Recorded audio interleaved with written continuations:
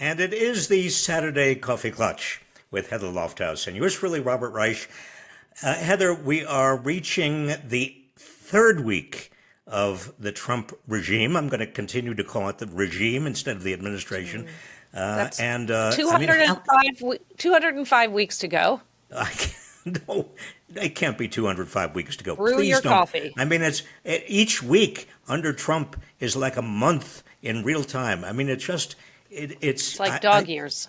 It's really it's taking a lot out of everybody, and I mean that. I mean, I think last night I had another set of dreams about Trump. I can't. Well, anyway, what are we what are we going to talk about? Let's today? get into it. I mean, I think we got to talk about all of the insane things from the past week. Wait a minute. No, there's so many insane things. How do we select the insane Nope. the most insane? Can't make a list. Can't make a list anymore. Okay, so let's review. Do you remember at the start of the week we were talking about trade wars? It seems like 100 years ago. I mean, the start of this week, there was a Mexico and Canada both basically agreed to do what they have already been doing, and Trump claimed victory, Yes. and then put them on a kind of a 30-day leash. And there's going to be supposed to be negotiations, and it's all about Trump claiming victory, looking like he's tough. And then I think he also made some other remark about Canada and the 51st state. And meanwhile, he's still fulminating about the Panama Canal and about Greenland. But the big story, of course, was he wants to make a resort out of Gaza, a kind of Riviera. I mean, it is hard to know whether this person named Donald Trump is serious or whether it's a big joke. I mean, how do you, if I were a journalist trying to report, I wouldn't know how to begin. I mean, it's not even foreign policy. I mean, it's all deflection. What happened to Ukraine? Remember, he was going to solve the war in one day. I mean, what happened to? Is the ceasefire still operating? Is he doing anything about the ceasefire in Gaza? I mean, this is all wild deflection. And the press is falling for it. And that's the plan, right? It's what Steve Bannon talked about. It's what they aim to overwhelm us so we don't see what's actually happening, right? I mean, we can't forget I have a concept of a plan. I mean, there are no plans here. This is all impulse and mayhem. It's not even impulse control. It's just mayhem. I mean, this is flooding. Bannon's phrase, I remember, is flooding the zone. But there's an entertainment quality to this too. I mean, people come up to me, did you hear? I mean, what he's going to do with Gaza? And they laugh, but they also are horrified at the same time. It's this combination of laughter and horror that I see and hear all around me. I think that's a survival tactic, by the way. I think it is too. Because it's so atrocious. But it is an entertainment in a way. But it deflects attention from all of the most important things, whether we're talking about foreign policy or we're talking about a coup. I mean, what's happening this week is the kind of the final infrastructure of what is essentially a coup, taking power away from the rest of government and putting it in the hands of Donald Trump. Aided and abetted by none other than Elon Musk and what you're calling the muskrats. And the muskrats are people who they have not been in any way vetted by anybody in the FBI or anybody else. I mean, they have access and they've wormed their way. I think, what is it rats do? They burrow, they tunnel into the data of the United States, and we know that they are now right there in control of the payment systems in the Treasury, and the new Treasury Secretary allowed them to, but even before he allowed them to, they were already into that payment system. They're burrowing into the General Services Administration. They're burrowing into all of these data sets and payment systems all around government. One of the muskrats, I'm going to call them muskrats. Is that rude? Probably, but that's okay. I support it. Just to be clear, there are about 6 or 7 of these very young, between the ages of 19 and 25, men, who are going in with computer science skills, right? Go ahead. They have that, no other skills as far as I can say. They can code. They know how to code.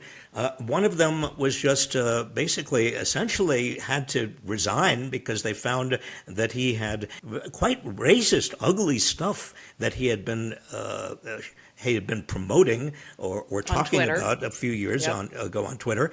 And another one is 19 years old, and he has a business on the side in which he is actually he's promoting some methods to set up your own websites and to do other things. In Russia, he's working with, this is wild, Heather. It is really bizarre. Again, these people have not been authorized by Congress. They've not been vetted. There is no process or oversight of what they are doing. Nobody knows what they are doing. This is supposed to be, let me remind everybody, a government by and for and of the people. The people.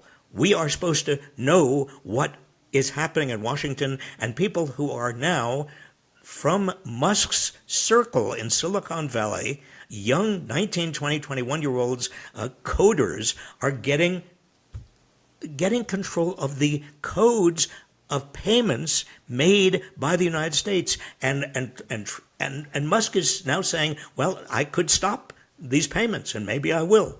I know. And this is the thing. We need this data and these people this needs to be secure. They haven't passed security clearance tests.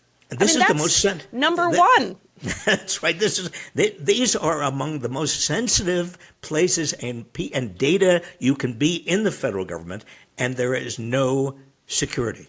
No security. There's personal information. There's your social security number, Heather, and your unemployment insurance, and your data about where you were born. I didn't even know where you were born. Well, now you do. And now, Elon's people know. I'm thinking back to my ballot. November 5th. I don't remember seeing Elon Musk on there. Was he? He's the new magazine cover of Time magazine has Elon Musk sitting there behind the desk in the White House in the Oval Office. We have somebody who he could not even be elected. He's not even born in the United States. I know. So if you're talking about a takeover, a coup, number one, you burrow in with your muskrats through these little trapdoors and back rooms and tunnels. Rats always leave their little hairs and their oil behind them. My exterminator showed me this. Yeah, no, you can tell where they've been. You can tell where they've been. That's great. Thank you. Remember that. That makes me feel better about them. And then you've got, besides these muskrats who are burrowing and tunneling and getting control of everything, you've got from the top down, you've got this process of taking over agencies like USAID. Last week. Closing the agency, firing essentially almost all of the 10,000 workers in the agency.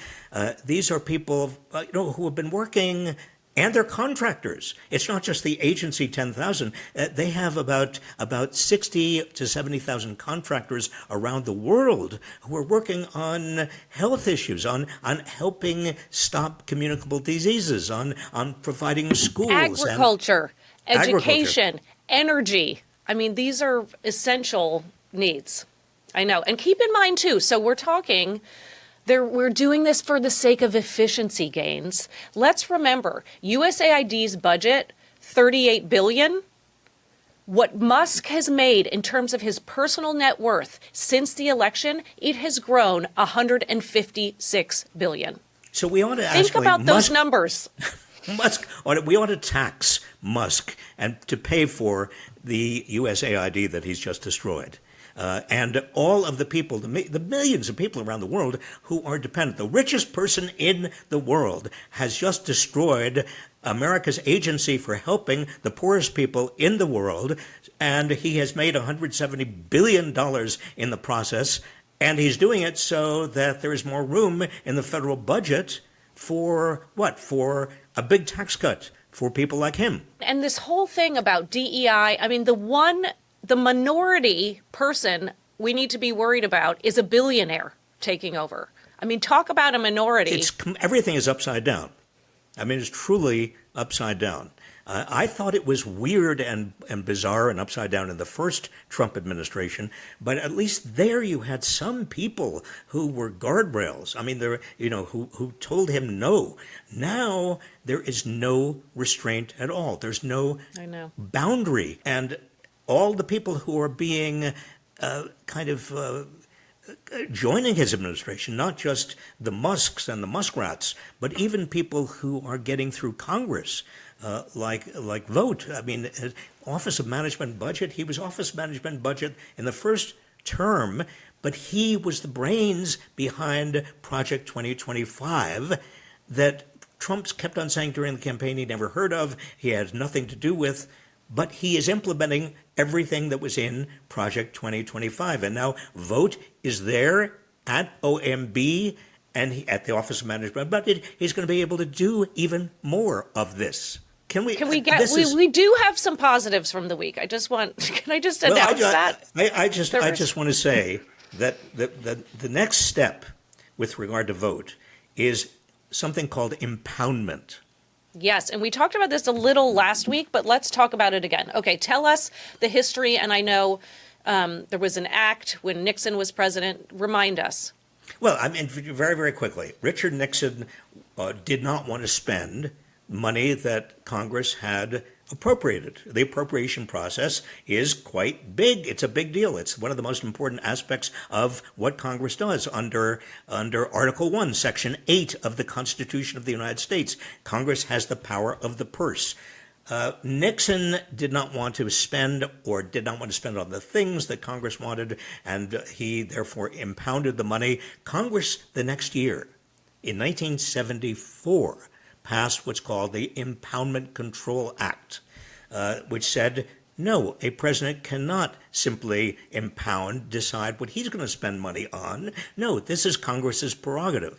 And then the Supreme Court in 1975, the next year, there was a test case, and the Supreme Court unanimously said, yes, the Impoundment Control Act is constitutional, and a president cannot make up his decision, his mind about what is going to be spent and how it's going to be spent. But what's happening now, this is, Vogt at OMB and Let's Trump. Be clear. That's a person, Vought. It is Keep pronounced going. Vogt. It's confusing. It is. Yes. I know, but it's confusing. I mean, it's kind of a Dickensian notion. Yeah. I mean, somebody who is really part of the coup of the United States named Vogt. I mean, there's certain irony there. But he and Trump are going to take this, I believe, as a test case to the Supreme Court once again and see if the court will reverse itself in terms of its 1974 decision. A big deal. I mean, because if the court reverses itself and says, okay, we were wrong, Trump, you want to spend money as you want to spend it, that's fine. Congress is out of the picture. I mean, it's easy from that point on for Trump or any president, assuming that there is a future president, to say to Congress, well, if you want to spend X, I have to approve that, and maybe I'll approve it if you give me Y, or you let me do this, which maybe is illegal right now, but I want it to be legal, so you make it legal, and we're square. So this is a power grab, on steroids. But I have a hard time remedying because this is not going to go well. This is not going to go well. This is not a strategic, smart, thinking, contemplative leader. Right? We've discussed that. I think you understated the situation. But let me just remind you, Heather, we're not even to the end of week 3. And we are now seeing this coup And when I say coup, I mean it is a coup because it is illegal. It is illegal in terms of the laws of Congress, the Privacy Act, impoundment. It's illegal in terms of the Constitution. I mean, so much of what's happening now is just flouting the law entirely. I know. But so what does legal even mean anymore? I have some friends former colleagues who work for USAID abroad, and their emails were turned off and they were fired, and they were staying in an apartment that was, part of the job and funded. And then they got a note that said security is coming on Monday. And so then they thought, well, do we fight this? I mean, this doesn't seem legal, but I guess we don't have, what does legal mean these days? So we're just going to have to leave. We're not going to risk that security is going to come take the kids and kick us out. I mean, you're asking exactly the right question, because before we had this kind of takeover, this coup, what was legal was pretty clear. That is, Congress would enact a law, the president would either sign it or veto it, and then Congress would have an opportunity to override the veto. And then, if necessary, there could be appeals to the federal court system to test the legality in terms of whether process was correct or whether it was consistent with the Constitution. That was a system. It's called a system of government, a system of self-government, a democracy. What do we have now? We have a person in the Oval Office with a sidekick named Elon Musk, or maybe it's Elon Musk with a sidekick named Donald Trump, that are who's basically in the sidecar and who's driving. And I don't know, but law is what they are saying it is. They are basically saying, we don't care about the law. By the way, did you hear or see Senator Tom Tillis, one of the lackeys, one of Trump's lackeys, said, it may be unconstitutional, but don't make a big deal about it. Don't bellyache. I think he used the term bellyache. Don't bellyache. Maybe unconstitutional, don't bellyache. But so I feel better when I see, I feel better when I see these federal judges blocking things or banning things. I mean, I'm seeing these words and I'm feeling better, but if we're not following that, right, then, I mean, if the federal judge says, okay, the buyouts, this is not kosher, not okay, but they're still happening. That's a federal term, not kosher. I mean, it's a particular. Yeah. Yes, federal judges are stepping in now, and there are a lot of appeals. My count is about 45 separate appeals to the federal court system from what Trump has done in the first 3 weeks already, and many judges are putting stays or injunctions, that is actually stopping it, saying until we have a full trial, until we know more about this, nothing can go forward. But there are indications that Trump and Musk are doing it anyway. I mean, the freeze on all federal spending was found to be unconstitutional, or at least a stay was put on it. The federal court said, no, you can't do that. But the freeze continues. And in the meantime, they're moving people in. And I feel like you saw that Elon was tweeting about how weekends are where it's at, because it's like the opposing team isn't even on the field. You have 2 days to do whatever you want. Democracy dies in darkness, or democracy dies on the weekend. And who is Musk's opposing team? Is it the people of the United States? Is it Democrats? Is it who is the opposing team? I thought the people of America were actually behind supporting, supposedly it was a government of the people, by the people, for the people, but it's not. But Musk sees it as we are the opponents somehow. Yeah. But there were some federal court wins, right? So there wasn't just that. There was one on Doge, right? And Yes. they can't have access to the Treasury Department systems.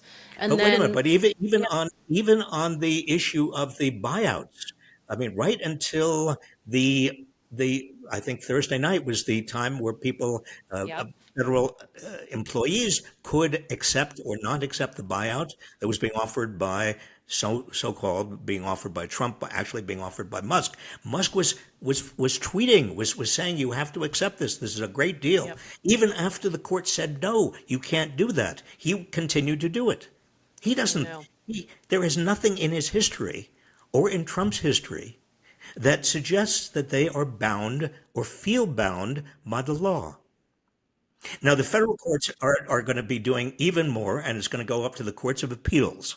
And that's going to happen over the next couple of weeks. And some of this is going to go to the Supreme Court. But and you know who is acting bound by the law? The Democrats. It feels like they are just doing business as usual. Now, I did see some proof of life this week that I was pleased to see. We saw people protesting. We saw people showing up at rallies. And I do think that this upswell, this bottom-up energy that we're seeing from people. I mean, there were more calls than they've ever seen. They have 1,000 voicemail limit, and all of these inboxes have been full from Democrats. That's what they were saying.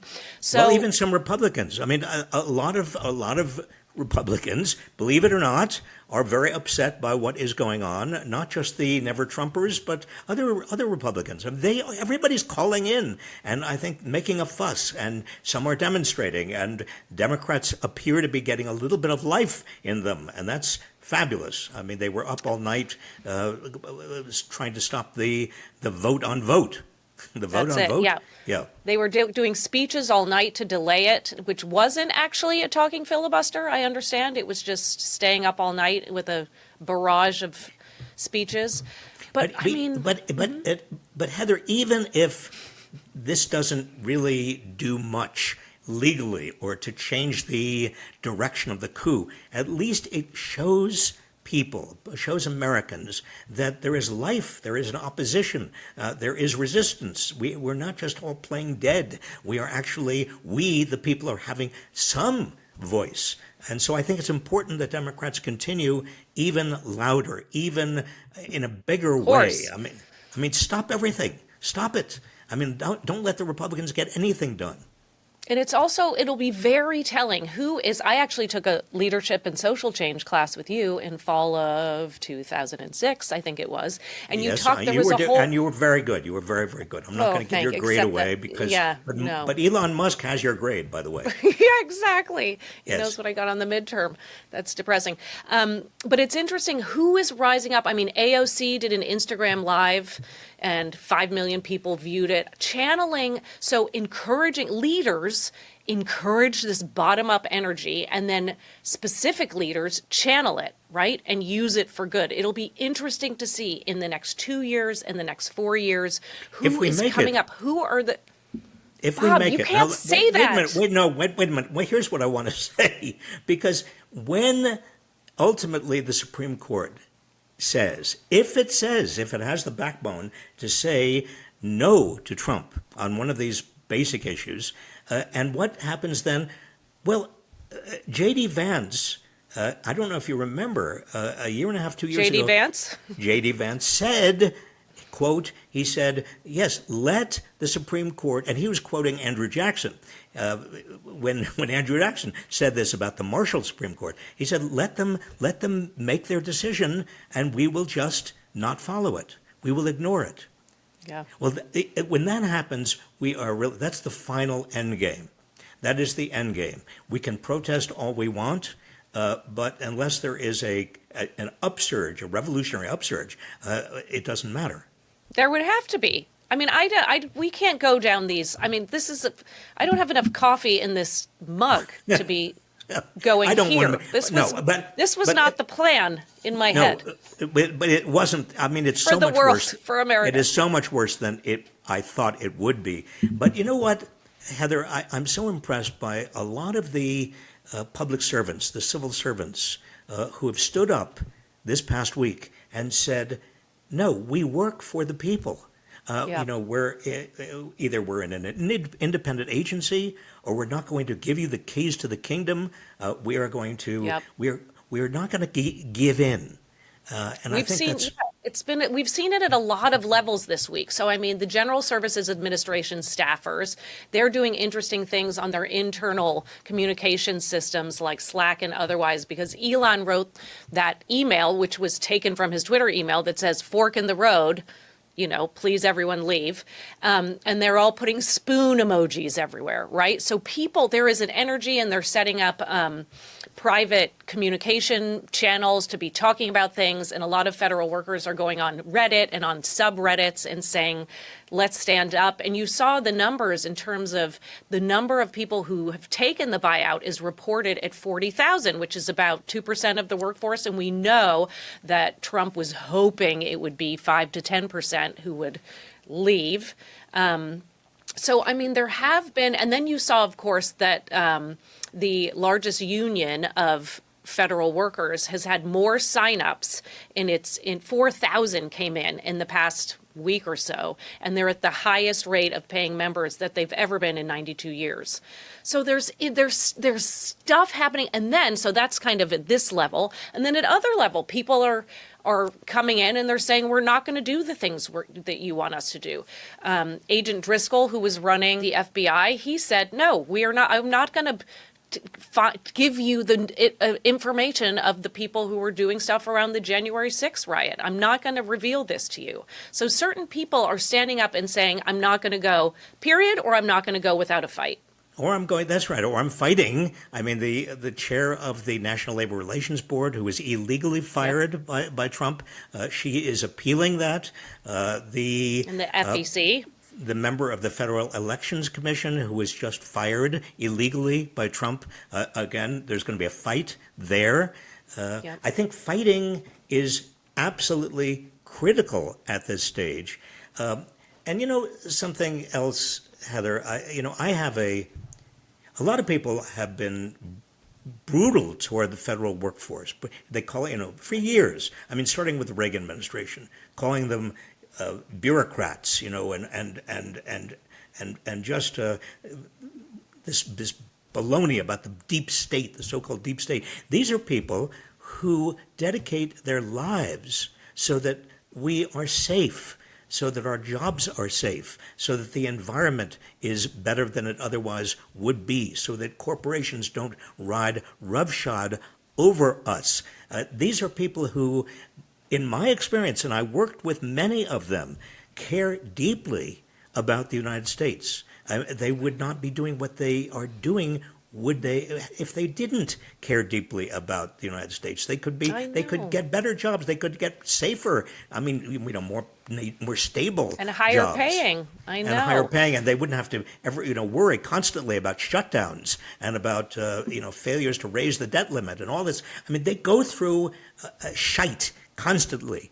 We owe them a huge debt of gratitude. It's a vocation. It is a vocation, and the civil service was set up to be nonpartisan. Yes, in fact, there's something called the Pendleton Act. This is one of the great reforms. Get rid of the spoils system. Don't allow a president to just put in his loyalists. This is a professional civil service. That's what Congress enacted. That's another act that he's basically thumbing his nose at. Right. And I go digging into the archives and force you and everyone else to watch. But sometimes they're funny and sometimes they're prescient and scary and ominous and interesting. And this one is incredibly poignant. It is from you. It is a video of you saying goodbye as you were leaving the Department of Labor and saying how much you appreciated federal workers and how much they need to be appreciated and are underappreciated. Public servants have taken a lot of bum raps over recent years.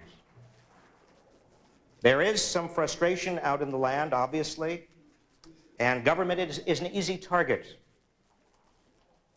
And I remember when several of us gathered together after the disaster in Oklahoma City. I remember calling some Department of Labor employees who were injured. I remember calling one Department of Labor family who had lost a member in that Oklahoma bombing. And I remember the shutdowns, and I remember all the things that you have been through and all of the work that you are doing. And I think that the public is beginning, and I hope it is beginning, to understand that its public servants are working for the public, that you are engaged in one of the most noble callings there is, and that is every day, trying to make people's lives better in an environment that is often not very much of an appreciative environment.